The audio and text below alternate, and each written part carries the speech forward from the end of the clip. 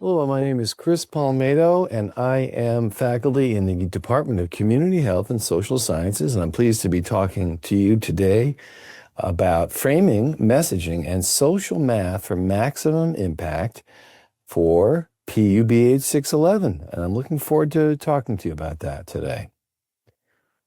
A little bit about myself. At CUNY School of Public Health, I'm involved in a lot of projects, centers, and institutes, including CUNY Cares, which helps to deliver basic needs information to CUNY students in the Bronx, and we're hoping to expand that to other CUNY campuses.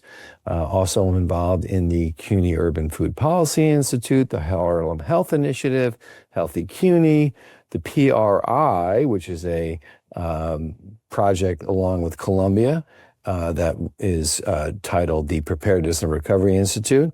And also, I'm on the advisory board for the Futures Initiative out of the Graduate Center, the CUNY Graduate Center, which seeks to improve teaching at CUNY and helps us all become better teachers.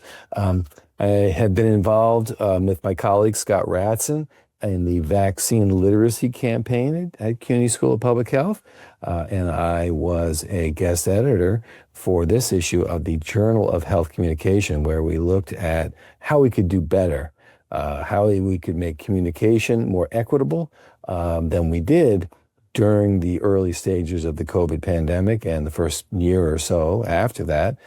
We had a lot of mistakes and we had areas of improvement, and this issue, special issue, covered a lot of those issues and topics. And by the way, I have some extra copies, so if anyone would like to receive one, you're welcome to reach out to me, and I will be happy to find a way to get that to you. I've also written with my colleagues, one of whom is also in this Community Health and Social Sciences Department, Dr. Manzi. But Dr. Manzi and I worked with Michelle Kiley to write a textbook on college health for college students with a public health perspective. So there are a few things I've been involved in. My work, a lot of my research work has been studying sugar-sweetened beverages and how young people particularly feel about the marketing of sugar-sweetened beverages, and how we can find ways to help young people understand how to limit consumption. This is a screenshot promoting a podcast I was on talking about this issue. And this is a little piece that was about some of the work I did talking about counter marketing, where we help work with kids to understand messaging that can tell them how to counter the messages that they get marketing products to them, especially soda. This is a picture of a group I did some focus groups with. I did a bunch of focus groups with many kids, sponsored by Bronx Health Reach. And here's one photo afterward where we just captured, I think, the great energy that we had talking about this topic. Overall, my goal as a faculty member is to help you succeed. And when I say you, I mean the students in this course with this lecture I'm about to deliver, and also the students in the program that I run with my colleague Scott Ratson. We run a Master's of Science in Health Communication. It's called the Health Communication for Social Change program, and many of you watching this lecture right now may be in that program. So I will be talking about messaging today, how to deliver effective messages. We are here in this course, we're here to learn about messaging strategy, communication strategy to achieve policy change, so communicating to policy members, policymakers. And so what I'm going to be talking about today is some strategies to make those messages more effective. And we'll be talking a little bit about framing as well, framing your messages. And what you will be hearing a lot about today is metaphors. In communication, we speak in metaphors. We don't necessarily think about it. We don't realize how much we use metaphors, but we do. We use metaphors all day long. When we say we spend time, for example, using the metaphor of time being money, we talk about people's ears burning. We face bumps in the road, metaphorically. Violence metaphors, of course, are very common. Attacking someone's point of view, shooting down a position, bullet points. Poetry and music are full of metaphor, and so is the language used by all people, especially young people. Low key, hot, fire, chill, bro, dead ass, brain rot, vibe check, legit, fresh, ghosting, putting the fries in a bag. None of these expressions are used literally.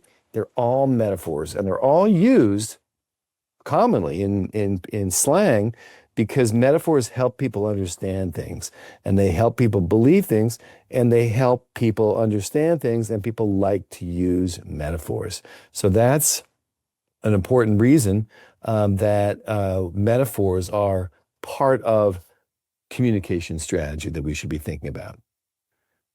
And a reminder that this course looks upstream in our communication. Downstream, social marketing, helping individuals make behavior change, really important part of public health. Upstream, we look at laws and policy change and regulations. And whom are we speaking to when we communicate, when we deliver these messages, when we talk about upstream advocacy communication? We're really talking about policymakers. That's who we're trying to reach. Notice I use the word target. That's a metaphor as well, a violence metaphor, actually. So want to remind you a very important part brought forth by this book, Words That Work, is the subtitle of the book. It's not what you say that's really important in communication. This is a fundamental rule that everybody should be aware of. It's not what you say that's the most important thing. It's what people hear, right? That's more important than what you say. You can say certain things and you can think you're saying the right things, but people may not be hearing it. And at the end of the day, what we're trying to do is get people to understand something. And so we have to understand, using empathy, what they are hearing. We need to understand how people hear what we say so we can say it most effectively. And people have shortcuts when they hear things. So when you say things, you think they know what you're saying, and you may use words, and they may nod their head, and you give them information, and they use shortcuts based on how their brain works, how their brain thinks, their ideology, and you assume they're understanding what you're saying, but they may not be. What you're thinking about may not be the word that they are thinking about or the letters they're thinking about, because they have different worldviews than you. And we have to understand that. So let's talk about gun violence as an example of that. So here's a screenshot from National Nurses United press release, which talks about escalating gun violence is a public health safety crisis. Gun violence is a public health issue, and we in public health see gun violence as a public health issue. This is a graphic that I asked AI to create to show some of the words we think about when we think about guns and gun violence in terms of the public health lens. It's dangerous. It's a public health threat. We think about regulations and laws to address gun violence in public health. But as the political brain tells us, different people's brains think differently, especially if you are from different political persuasions. So if you're more of a liberal Democrat, progressive person, and think that way, you're more likely to think the public health crisis of gun violence. But conservatives don't think that way. So many people, when you use the word gun, they don't necessarily think about danger, public health threat, regulations, and laws. They actually think more about, their brain takes them to recreation, family, outdoors, hunting, family values, self-defense, freedom. And this AI-generated image that I asked it to create helps us understand vastly different perspectives. So you use the word gun, and just like here, when you think people are thinking what you're thinking, namely that gun violence is a public health threat, they're not necessarily thinking that way. The person you're speaking to may be thinking about guns as association with family values, hunting, outdoors, self-defense, etc. We need to understand our audience.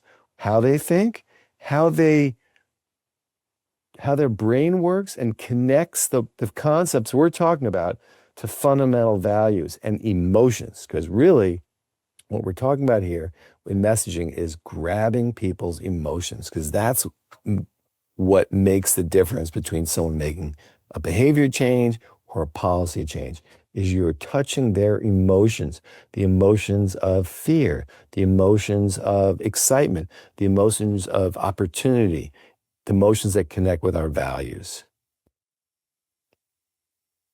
And so, as part of that, how we frame these messages can make a big, big difference in how people feel about the message that we're communicating.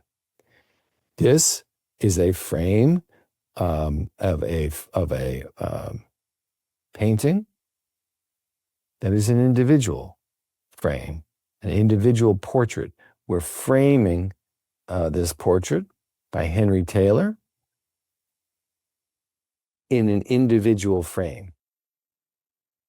This, on the other hand, a painting by Turner, is a landscape.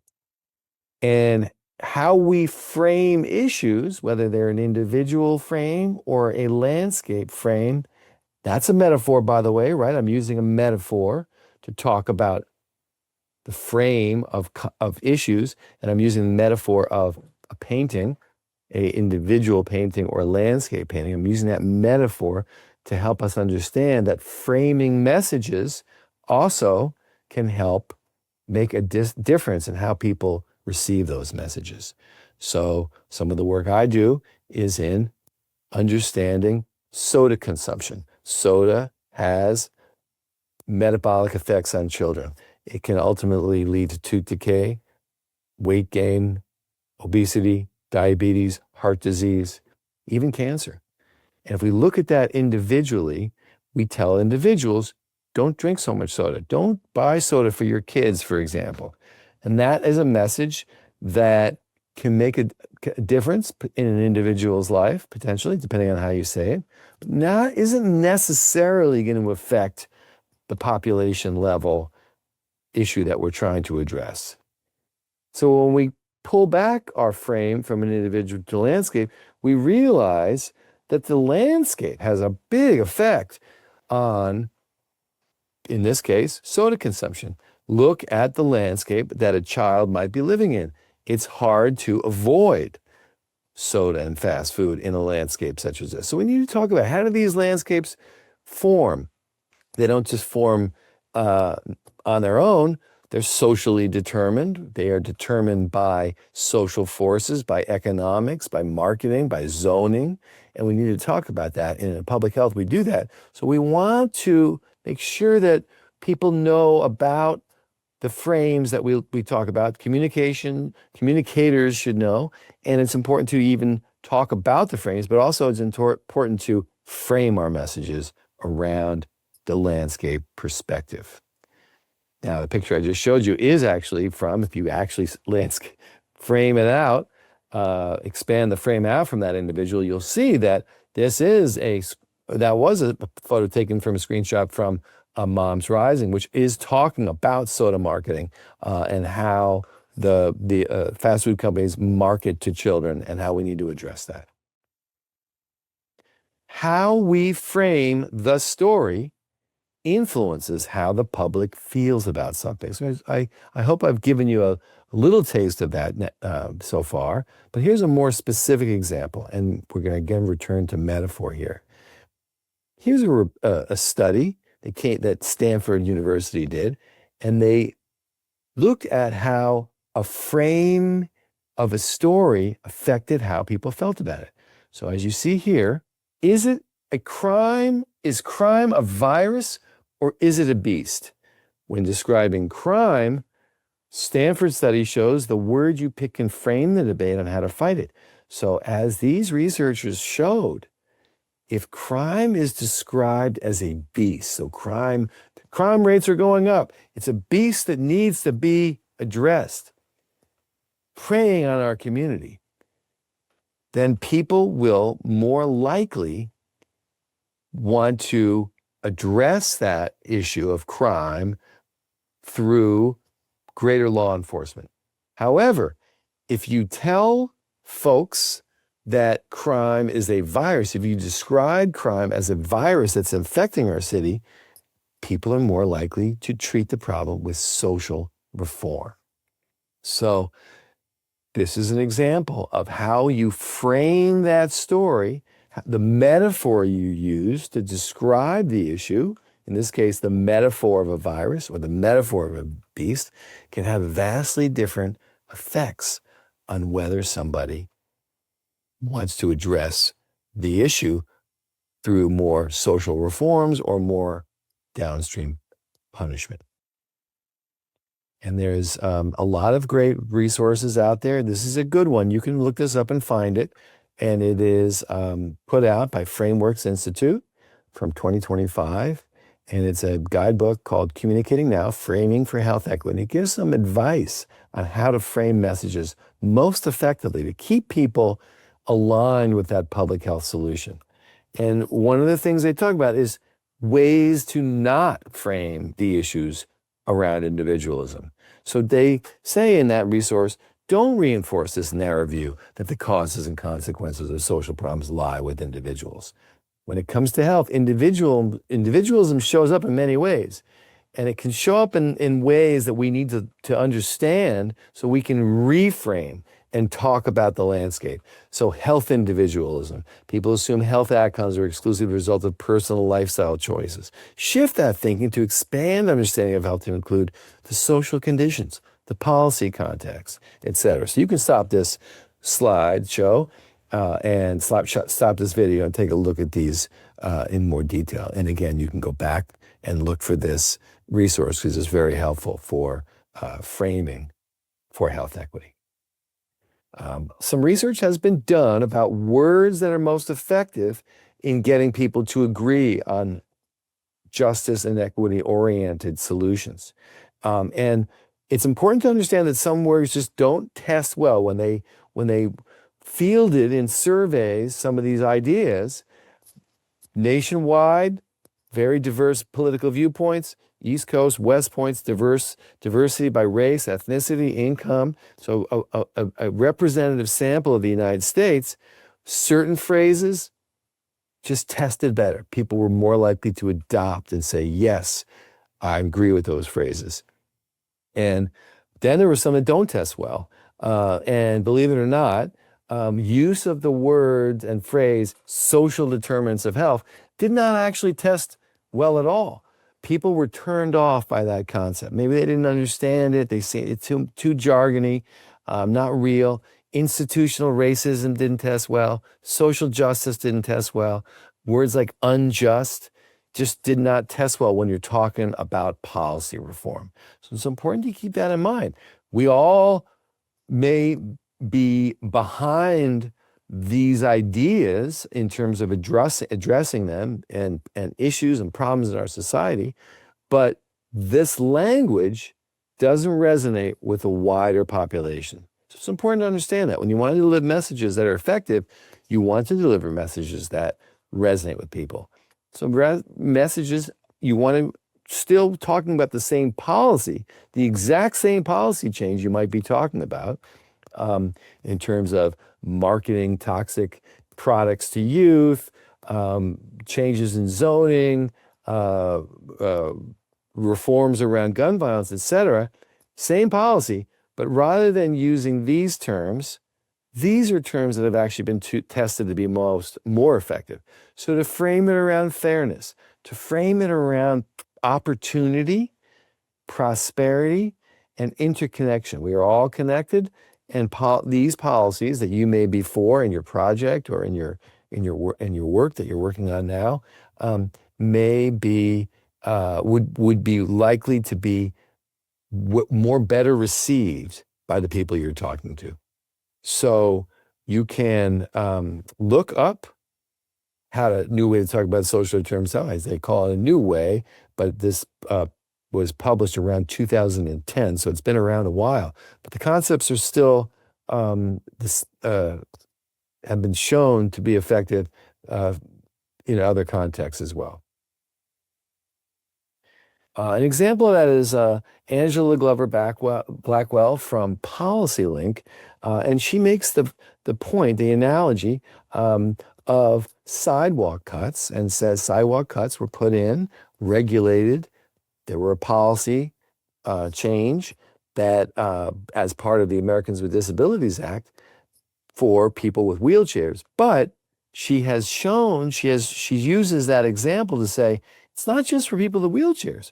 It's for parents with babies with strollers, or people who walk with canes, or people who aren't necessarily considered disabled, but still find it easier and smoother to use those sidewalk cuts. So oftentimes we have policy changes that we are trying to raise equity with, but not only does it help the folks that we're looking to help through those policy changes, but it also helps wider population. And we need to think about that. Health equity helps all of us. So back to metaphor, social math is a strategy that I'm going to also just end this talk with to help you think about ways to communicate things. So when you talk about the number of calories in soda, yeah, that's information that can help. But if you can say that a soda has the same number of calories as 5 ding-dongs, that makes you think differently. Infographics can help give those messages about what we call social math. In this graphic, it shows for every person that they do help in blue, the 10 highest grossing drugs in the United States fail to improve the conditions of between 3 and 24 people. What I just said is complicated, but look at the graphics and how easy it is to understand that concept. Back to soda again, looking at as a test tube of sugar within these drinks. They're not literally using these test tubes, and they're not literally blue, but this graphic helps you understand that certain drinks have more sugar, some have none, some have a little, some have a lot. And this graphic shows you that through a good graphic, for one thing, but also for what we call social math. Here's a recent story that was about how health insurance costs for businesses are about to rise the most in 15 years. So an important issue in the health policy front. But they use the analogy of a small car. U.S. businesses are facing the biggest health insurance cost increases in at least 15 years, after already steep boosts in recent years that have pushed the annual expense for family coverage high enough to equal the price of a small car. $25,000 for a family plan. That's a lot of money. It's also the price of a small car. That's what we call social math. Really helps people understand that a family's insurance premium, employers are now paying the price of a small car to cover a family's insurance premium. A lot of money, a lot to ask for an employer. And for that reason, employers are now starting to question paying for that. It's a concerning issue. But it helps to understand how big that issue is by saying that it can be as high as the price of a small car. Again, another infographic to show how, back to guns, look at the number of gun dealers in California compared to the number of high schools and the number of libraries, the number of McDonald's. The numbers are fine to tell you the information, but the graphics can really help even more. So keep that in mind. Humans are visual learners. So when you're talking about messaging strategy, using those social math analogies, using graphics like this, AI can help you do that. But even just to tell somebody that insurance is rising at the price now is the price of a small car, or a soda, a 12-ounce soda, or in this case, it looks like it's actually 23 ounces, 1 liter, I think it is 16 ounces is the size of amount of sugar as 6 ding-dongs. So some final thoughts is to think about the words you use, the words that work. And so in our world of public health, we often talk about funding programs. one simple word that you can change is investment. So funding is sort of asking for money. Investing is, the analogy is you're investing in something. So you think about those kinds of words. I recommend that instead of words like funding, that you can switch out a word like investment, which is a more aspirational word. And so that's the end of my recommendations, is to close by saying, think about being aspirational. Think about how Angela Glover Blackwell says, health equity helps all of us. That's an aspirational statement. President Obama's State of the Union address in 2016, he said, how do we give everyone a fair shot at opportunity and security in this new economy? Aspirational question. You used opportunity, a good word to use, it tests very well. And the ultimate in aspiration may have been Martin Luther King's I Have a Dream speech. It was all about an aspirational vision. It was not an I Have a Nightmare speech. It was I Have a Dream. And it was a dream of aspirations that we can someday achieve, the promissory note that we were promised as Americans, that all Americans would have equal access and opportunity to these opportunities for success in the United States. So think about that in your messaging. Try not to dwell on the negative. Those messages don't test well. Try to think about opportunity. Try to think about success, words like that, investment, and that will help the recipient of your message be more receptive to your message. So I wish you the best of luck in your projects and all your work, and I hope that you can achieve the success that you deserve through disciplined and careful messaging strategy.